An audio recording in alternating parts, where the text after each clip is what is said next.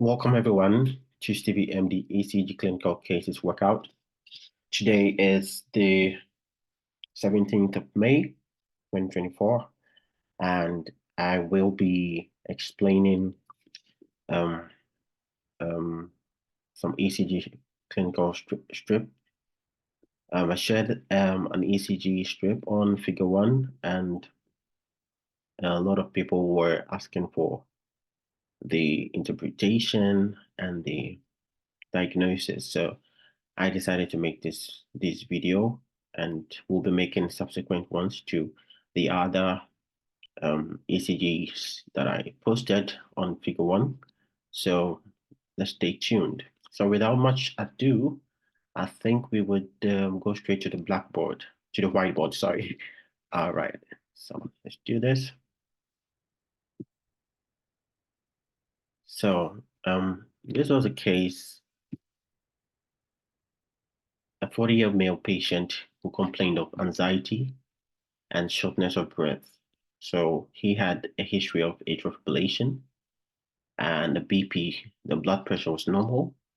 The heart rate was 200 BPMs. And so we were asked to find what was going on. So here was a strip with a ventricular rate of 200 and 222 BPMs. And then he was experiencing what we call the atrial fibrillation. Why was that the case? So let's take our pen. So this was seen with the irregular RL intervals without P waves, as we all know what atrial fibrillation is. This was so clear and obvious. And looking at the rate over 200, it's just obvious. But what interested me was V1 and the runs, okay, the runs going on in there. So having an AFib with these runs, particularly in V1, showed a right bundle branch block morphology. Okay, so the quick thing I used to remember is that the right bundle branch in V1 looks like what the M-shaped, and then in V6 has the form of the W shape. Anyways, okay, so AFib plus these runs going on, you might mistake this for a VTAC, or yeah, a lot of comments came saying VTAC. Some were saying Tossat's the point and the likes. But this was a case of what we call the Ashman's phenomenon. Okay, so this was a case of Ashman's phenomenon, and we'll go or delve right into the way it was diagnosed, or the diagnosis was reached. So this was Ashman's phenomenon. Okay, we'll explain what Ashman is. Ashman's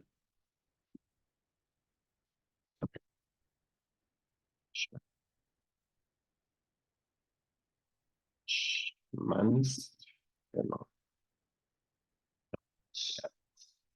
This was Ashman's phenomenon, and we talked about Ashman's phenomenon and how we get the diagnosis. So let's delve right into what Ashman is, and then it will help us to understand. So the Ashman's phenomenon is an intraventricular conduction abnormality, okay, due to changes in the heart rate, and often seen in atrial fibrillation, and sometimes atrial flutters as well. So what you're seeing are aberrant conductions, or aberrant conducted beats, which could be mistaken for PVCs. Okay, so these runs could be definitely mistaken for PVCs, what we call the premature ventricular contraction complexes. Sorry. So it was first reported by the Goax and Ashman, highlighting the link between premature atrial contractions and aberrant contractions based on preceding cycle lengths. Okay, so we talk about the cycle lengths in a bit.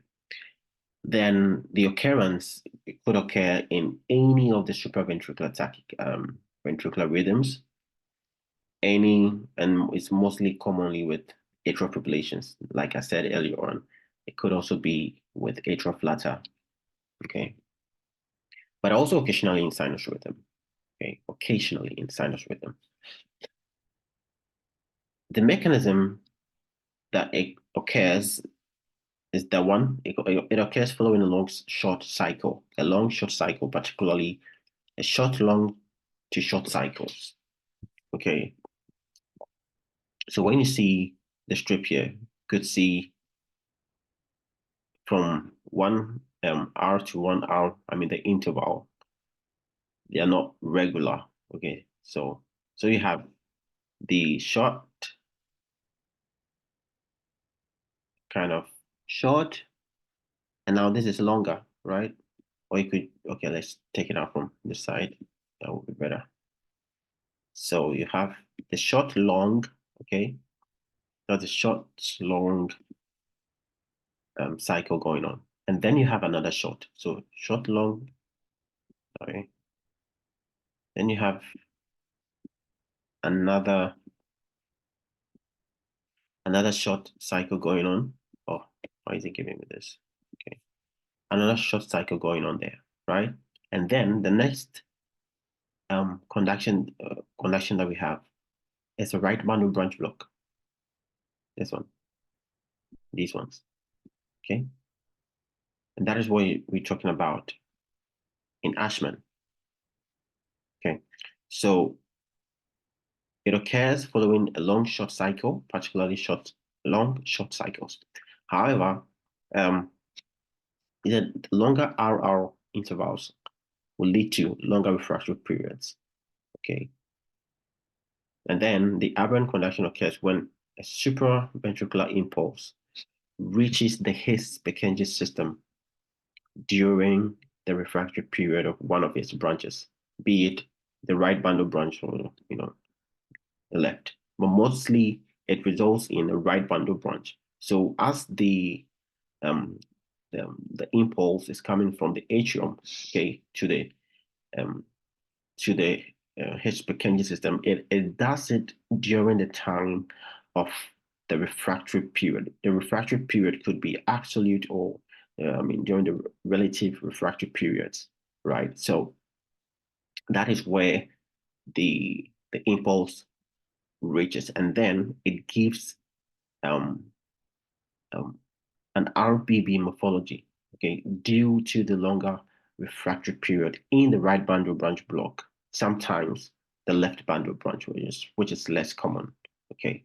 So that is what happens, that's the mechanism. However, we use the Fish criteria to diagnose the Ashman phenomenon. So what is the criteria? It says that a relatively long cycle preceding the aberrant QRS complex, that is one, and then that is what we see, which I showed earlier. There's a relatively um, um, long cycle preceding